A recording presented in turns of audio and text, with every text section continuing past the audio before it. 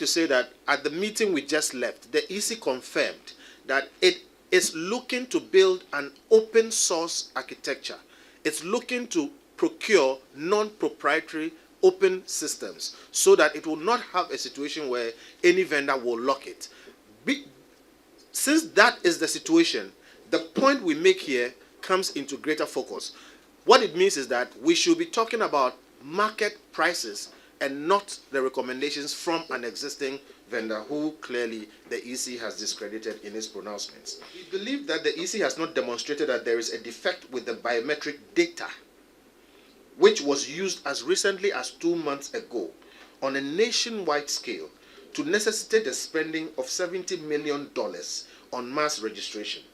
It has already conducted limited registration for the district elections and should be using that benchmark cost for the general elections limited registration.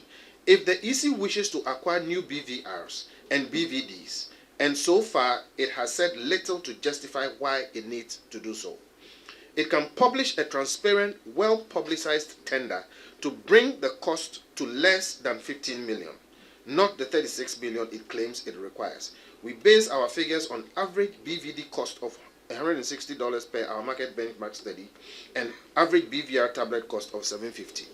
Now, the EC has said already in this meeting that we just left that they put out a tender.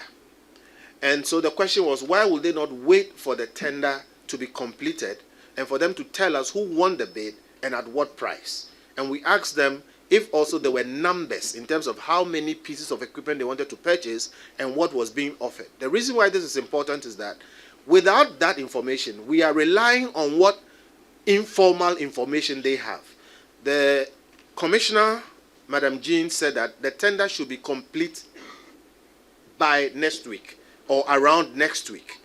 I can say maybe in 2 weeks, but she said today in the presence of the grouping there that by next week it should be done. And the question is, why can't we wait and know exactly what we are being offered instead of throwing out all these numbers, which is what has led us to also do our own research, which is putting up some of these numbers. The EC announced a fingerprint non-recognition rate, thus requiring manual verification of 0.6% in the last district elections, and then promptly declared that BVDs are irredeemably defective.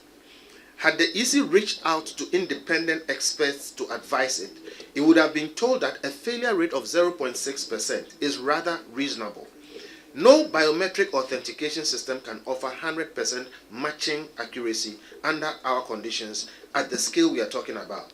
The EC cannot be in a position to seriously assess the quality of the existing system if it relies on the information provided by a single vendor or a narrow set of vendors.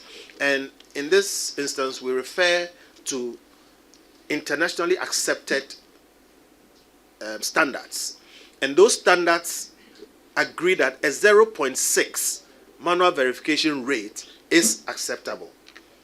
In summary, the EC does not seem to have undertaken a comprehensive enough assessment to ascertain that an entirely new system is necessary. We therefore are not able to support the proposal for a new voters register at this point by the EC.